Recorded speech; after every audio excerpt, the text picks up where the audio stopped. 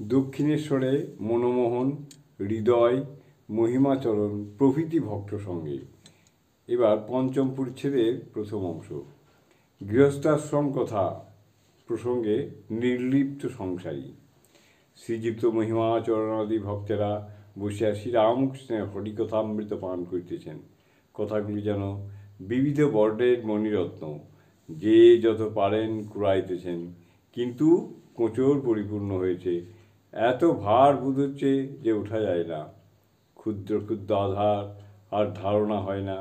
সৃষ্টি হইতে এ পর্যন্ত যত বিষয়ে মানুষের হৃদয়ে যত রকম সমস্যার উদয় হয়েছে, সব সমস্যা পূরণ হইতেছে।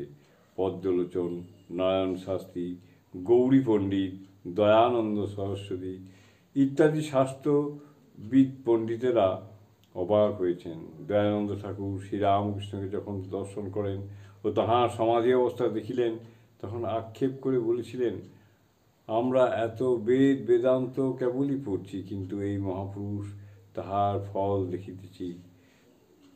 একে দেখে প্রমাণ হলো যে পণ্ডিতেরা কেবল শাস্ত্র মন্থন করে ঘোলটা খান, এইরূপ মহাপুরুষেরা মাখনটা সমস্ত খান। আবার ইংরেজি পড়া কেশবচন্দ্র সেনাদি পণ্ডিতেরাও ঠাকুরকে দেখে অবাক হয়েছেন। ভাবেন, কি আশ্চর্য, নিরক্ষর ব্যক্তি এসব কথা কীরূপে বলছেন।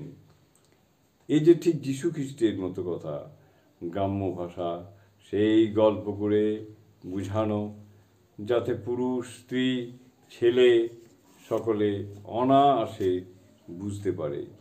যীশু ফাদার পিতা করে পাগল হয়েছিলেন। যীশু ফাদার মানে পিতা করে পাগল হয়েছিলেন। ইনি মা করে পাগল। শুধু জ্ঞানের অক্ষর ভাণ্ডার নহে, ঈশ্বর প্রেম কলসে কলসে ঢালে, তবু না ফুরায়। ইনিও যিশুর মতো ত্যাগী, তাহারই মতো ইহারও জ্বলন্ত বিশ্বাস। তাই কথাগুলির এত জোর। সংসারী লোক বললে তো এত জোর হয় না। তারা ত্যাগী নয়, তাদের জ্বলন্ত বিশ্বাস কই। কেশব সেনাদি পণ্ডিতেরা আরও ভাবেন, এই নিরক্ষর লোকের এত উদার ভাব কেমন করে হলো। কি আশ্চর্য, কোনরূপ বিদ্বেষ ভাব নাই। সব ধর্মাবলম্বীদের আদর করেন, কারো সহিত ঝগড়া করেন না। জয় ঠাকুর।